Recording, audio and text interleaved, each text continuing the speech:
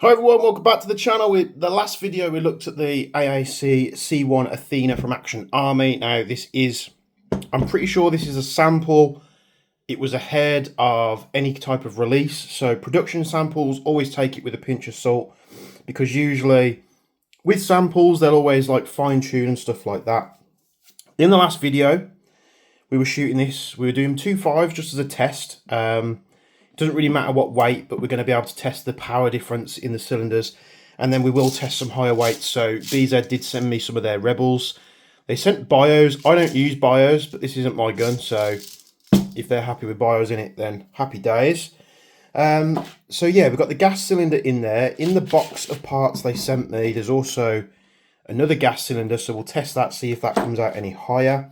We've got an M130 CO2 bolt. We've got an M170 and an M150. So I'm pretty sure these have been used by Camman. Again, I'm making assumptions here, but I'm pretty sure this is the only one that's been, going around to different YouTubers. So we've got a mag filled up with 2.5. So I'm just quickly going to take a baseline chrono test and this is filled up fresh with propane. So we're on 2.5, let's take a baseline, we'll do 3 shots. 0.56 joules. People are saying that these are meant to do about 1 joule on the gas cylinders. 0.56. Let's do one more. 0.53. And what we're going to do now, make sure it's empty, which it is. I'm going to pop this open, I'm going to cock it back, slightly push it forward, and we're going to remove this gas bolt. And what we're going to do, this is I presume a brand new cylinder, so this is a CO2 cylinder. I thought this was actually a spare gas one, but it's not. So CO2, 1 joule cylinder. I'm going to pop this out here.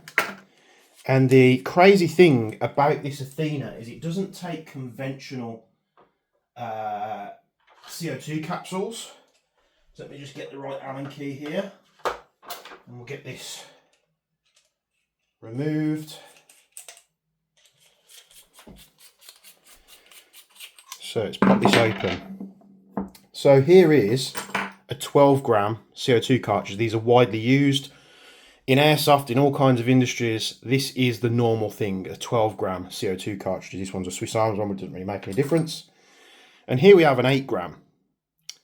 Not so widely used, but still available. I'm not really sure what they use these for, but I imagine the reason they've had to do this is because if we put like a 12 gram in there, it makes it longer. And I think what might happen is if this part's too long, it might not have the forward action to release enough CO2. Now, what I would have done is I would have elongated this to take 12 gram CO2 capsules, and then I would have just bumped the power of the spring up to hit it forward a little bit harder. But, it is what it is. We're going to pop an 8 gram cartridge in here. And we're going to tighten this baby up. So hopefully it doesn't leak. I'm not a fan of CO2, to be honest. So you get a bit of leak and then you tighten it down, it disappears. So this is supposedly a 1 joule capsule. So we can pop that in. It magnetizes straight back to the guide that's on the back of it. We'll do a first round pop on a fresh CO2.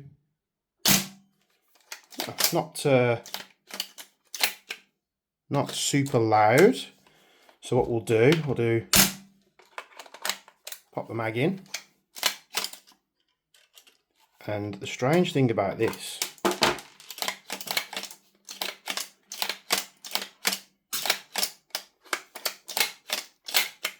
it doesn't want to lock back. That's ever so weird. So I think we've got a round in the chamber. Let's try that again. So you have to like really hit it back to get it to lock back. Now we're still on 2.5s. Let's turn it off and on again. 2.5 gram BBs. And we're still only doing 0.56 joules. So that would tell me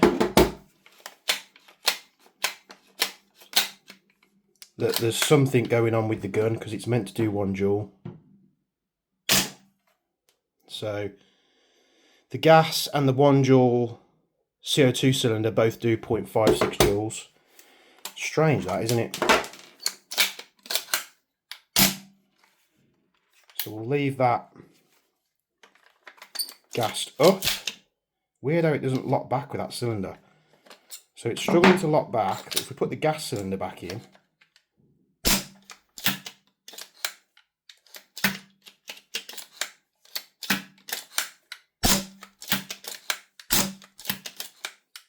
it works fine. So for some reason, that cylinder doesn't like to lock back. So we'll pop that out there. Next, we're going to go to the M130 cylinder. And this is probably why Camman had such an issue. Now, this does have a CO2 capsule in. So let's try it. So if Camman was having an issue with power or consistency, it does sound louder straight off the cuff. It could be due to something in the gun not giving the power needed, because a 1 joule, it's basically doing half the power it should be. Now, M130, we're doing 1.39 joules. So we're actually starting to get a bit of power out of it, 1.33 joules. Not too bad on the consistency, I was expecting much worse. 1.36 joules, so that's on the M30. Pop the mag out here. So M130 at 1.36 joules maximum there. We've got the M150, and I believe in his video, I think, didn't he have trouble with one of these expanding? Because all these cuts in the in the system's fine, but you're just weakening this whole tube.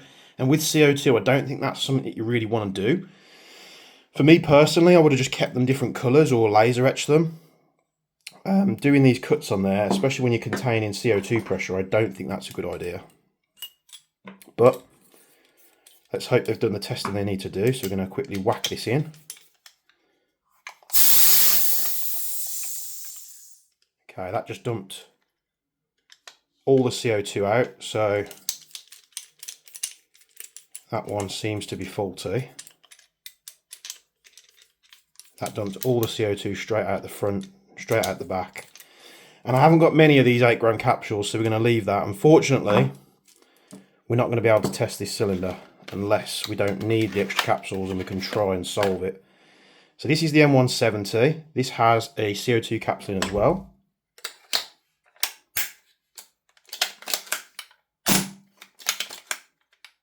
Yeah, you can tell there's a lot more pressure coming out the end there. Turn the chrono off and on again. 0.25s. Don't worry, we're going to test heavier ammo. We're getting 2.8 joules on a 2.5.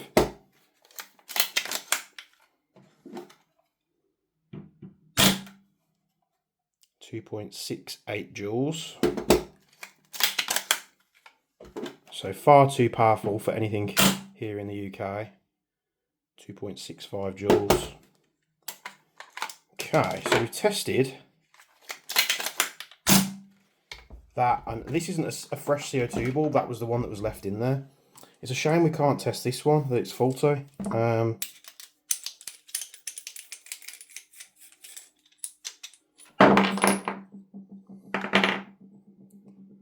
So the piercing side of it looks okay. It doesn't really see like there's any like sealing cup or anything on the bottom there.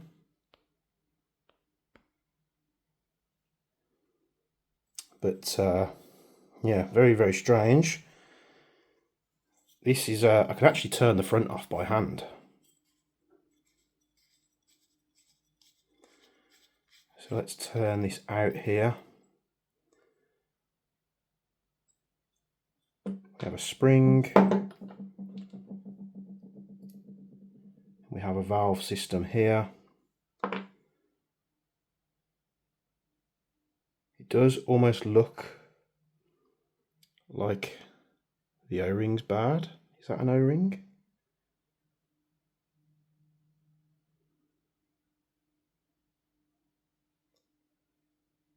Might not be an O-ring, but something does look funky there.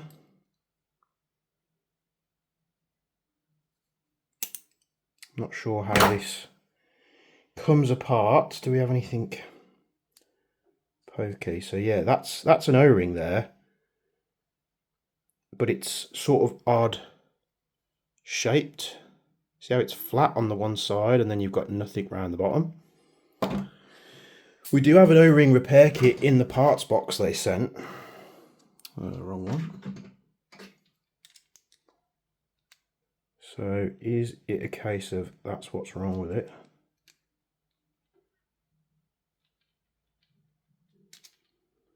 How the hell does this thing come apart? Now it's got two flat edges on there, which you would think that's for putting something on there to turn it off. Just looking around for something to use. No, that's tight on there. I'm not too sure about that then.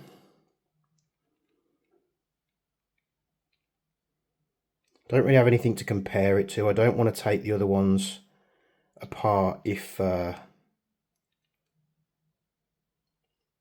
good, because, you know, if we want to test it further, I don't want to disturb the O-rings and stuff if there's nothing wrong with them. Now I can get that O-ring up.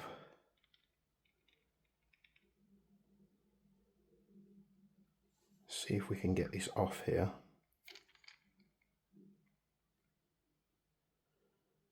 Very tight to do. Here we go. So this is an O-ring that sits at the bottom, and it is, as you can see, quite distorted. So we'll have a look in our little parts box. Cylinder O-ring set for gas chamber. O-ring set for CO2 chamber.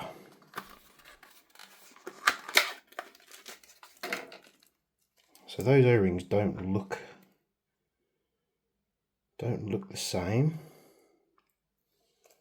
unless one's already been used. That looks completely different size. I don't think we have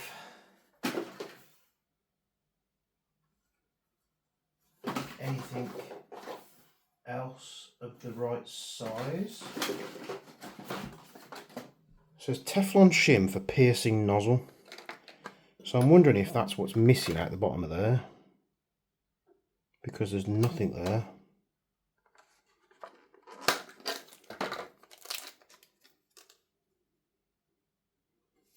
Ooh. Can we? It looks like that's where it goes. Strange how that part was missing.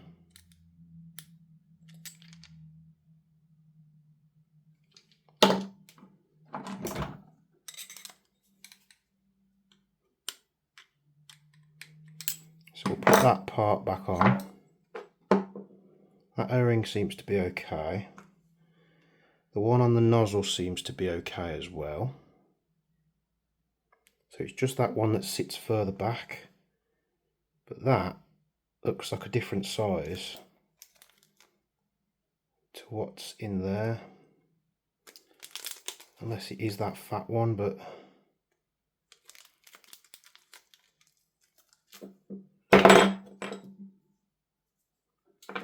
could that have distorted so much to get like that?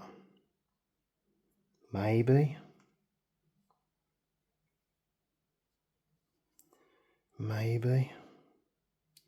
Nah, surely not. That thing's tiny. I think what we're going to have to do is put this O-ring back on, because I haven't really got a replacement for it. So we'll try and push this thing back down. Seems like it sits better now. I've took it off and put it back on again, so I'll put the O-rings back away. I mean, it's one of these things, isn't it? Do you really want to be doing this on the field? I just think they've kind of gone about this gun the wrong way. Let's put that back on. We'll see if this Teflon shim fixes the gas leak, because there wasn't one on there to begin with.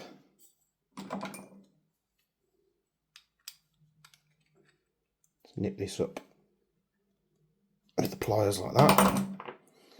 Right, we're going to sacrifice another CO2 bulb to see if we've fixed it. I can't see why that wouldn't be the part that we need in there, because it's a perfect fit. One way to find out. Right. I fucking hate CO2. Oh. Fixed it, boys. Woohoo! Yeah, man. That little piercing nozzle shim was what was missing. We've corrected the O-ring issue. So we're back in business. So we've got the M170. Now we can try the M150. Unless it is true and this has expanded. It's very tight.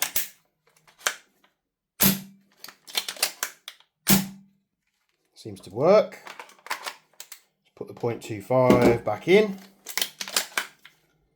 And away we go. What do we get? We get 2.1 joules, so we're bang on the money there with the M150. It's a shame it's got that silly design. 2 joules. And again,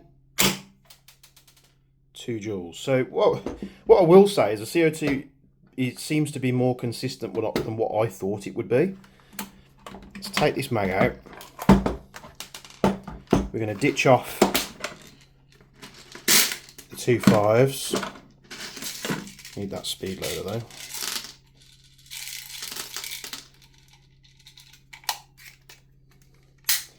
So when I did watch Camman's video, I did get the impression like he was having to do a lot of stuff there and then. I'm not sure if he had much time with the rifle before he managed to get to a game. That could be the case. But he did seem to get less than ideal performance. I think his shots were fairly inconsistent. That could be a power fluctuation. So we're stepping this up now. We've got some Rebel 0.4s. So we'll go down to ammo. Change that to 0.4. And what we'll do, we'll go up in the powers. So we've got the gas chamber first. So on a 0.25 we've got 0.5 joules. On a 0.4 with the gas chamber we're getting 0.4 joules.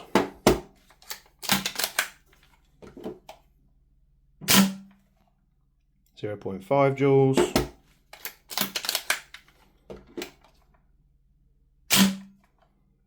0.49 joules. So we're still getting half a joule on the gas chamber.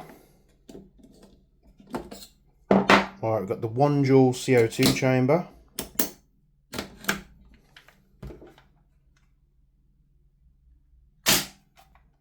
.54 joules.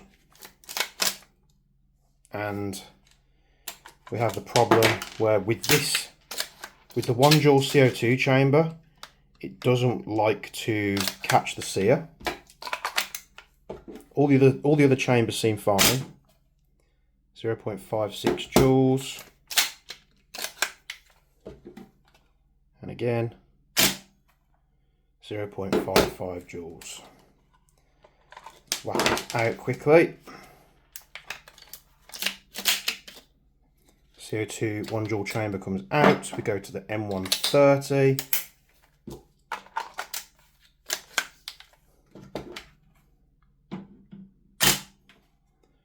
0.7 joules. That's not right, is it? Back to 1.3 joules. So we're not getting any joule creep from a 0.25 to a 0.4. 1.3 joules. We will open this up, push this forward slightly, take out the M130. We put in the M150. This is with a 0.4. 0.5 joules, that's not right, is it? Let's try again. 2.2 joules. So even if you try to be careful changing these out with a mag in, it does seem to double feed. 2.4 joules.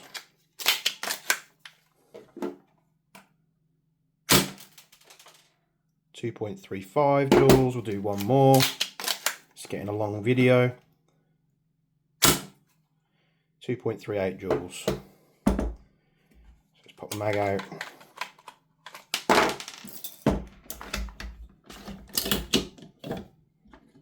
And we'll go up to the M170, which I feel is far too powerful for the UK. 1.6 that came out at. 2.5 joules on a 0.4.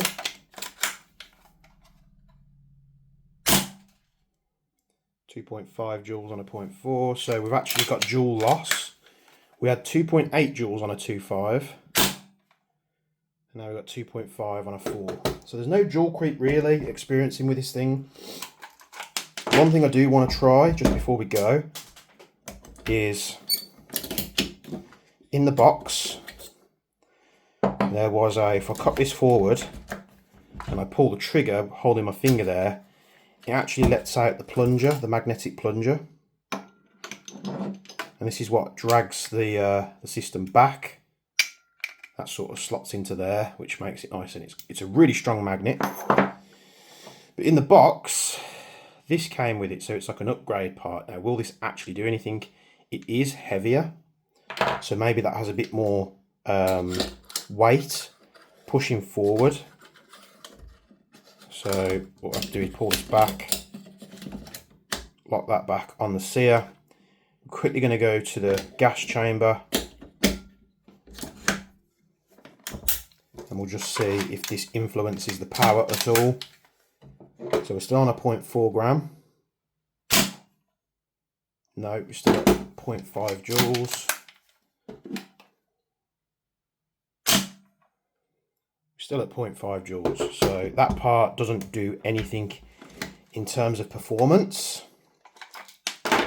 It's just a nice shiny part that's probably going to last longer than the plastic one, because I think the other one is plastic.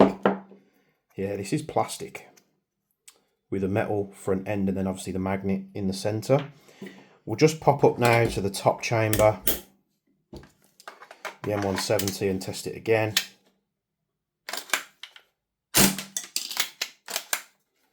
Let's see if this has increased it at all. No, 2.37.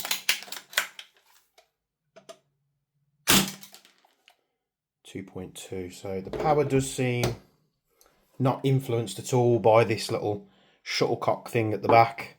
I hope they call it that, because that's what it looks like. And yeah, there's all your power limits. People said in the comments of the last video that it looked like the bolt handle blocks the trigger. And yes, it does look like that. But when you're holding the C1, it doesn't get in the way, but I suppose if you want to pull your hand off this way, it sort of gets in the way. It's just with how close it is. But using it, I don't have any issues with the bolt handle. I would adopt a stance like this that a lot of real steel shooters do, because trying to wrap your thumb around the back is so uncomfortable. A bit like the TAC-41. So yeah, there you have it. Gas chamber and the 1 joule CO2 chamber on this gun don't do 1 joule, they do half a joule. The M130 did 1.3 joules. The M150 did 2 to 2.1 joules. average. And the M170 did 2.8 joules on a 2.5, but then it did 2.5 joules on a 0.4.